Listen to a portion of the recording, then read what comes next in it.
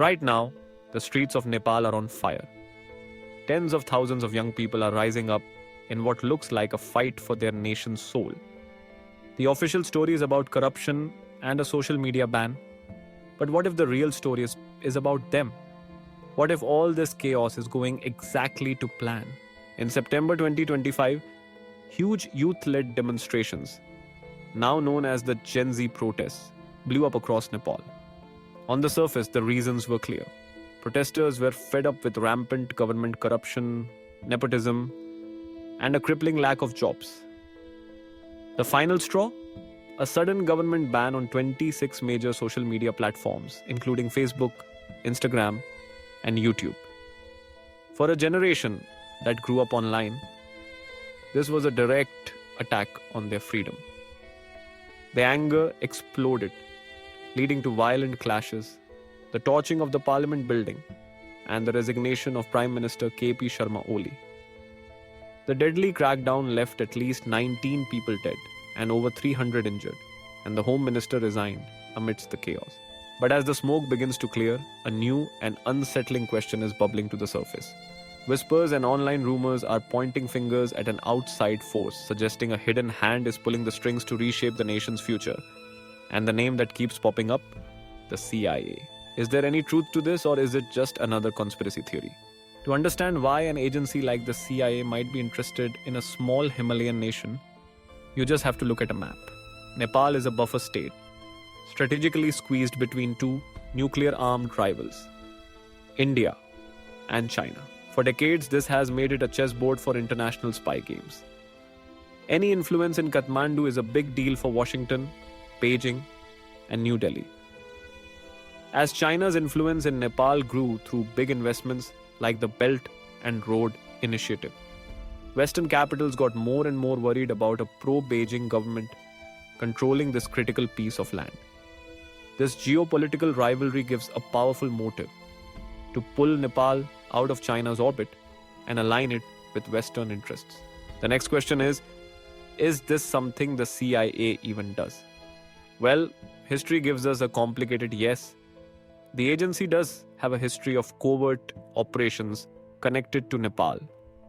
During the Cold War, in an operation code-named Circus, the CIA famously armed and trained Tibetan Khampa rebels from bases inside Nepal to fight against Chinese forces. That was back in the 1960s, but it shows that a playbook exists. Some analysts argue that the current situation, a government seen as friendly to China, facing a sudden, massive popular uprising, fits the classic pattern of a CIA-backed regime change operation. So what's the evidence today?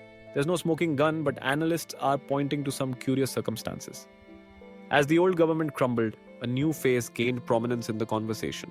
Balendra Shah, the popular anti-corruption mayor of Kathmandu. A rapper turned politician, Shah has a clean image and huge appeal with young people, making him look like the perfect candidate to lead a new Nepal. His popularity, combined with the 2024 meeting with the US ambassador, has fueled speculation that he is being positioned as a potential Western-backed leader. It's important to note the protests were largely leaderless, but online chatter has repeatedly pushed his name forward. At the same time, some protest organizers have faced scrutiny, with unsubstantiated allegations that a key NGO, Harmi Nepal, has mentors with questionable ties and has received significant corporate funding. Of course, the most straightforward explanation is that this is a purely homegrown movement born of genuine anger. The Gen Z protests are widely seen as an organic uprising. The fury over corruption, like the fake Bhutanese refugee scam, where officials allegedly stole millions, is a matter of public record. The social media ban was a real and explosive trigger that united a generation that felt silenced and ignored. Blaming every protest in South Asia on foreign interference is a classic mistake, and it risks ignoring the very real grievances of tens of thousands of young Nepalis fighting for a better future. On one hand, you have a massive, authentic youth movement fueled by years of real frustration. On the other, you have a country at the heart of a new great game, a history of CIA intervention in the region, and a number of unanswered questions. While there's no public conclusive proof that the CIA directly orchestrated these protests, the mix of strategic motive, historical patterns, and the convenient rise of a potentially pro Western figure makes it impossible to just dismiss the idea of foreign influence.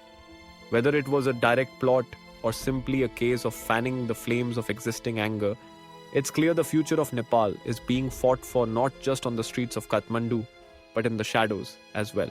What do you think is really going on? Is this a homegrown revolution, a CIA plot, or something in between? Let me know your theory in the comments below.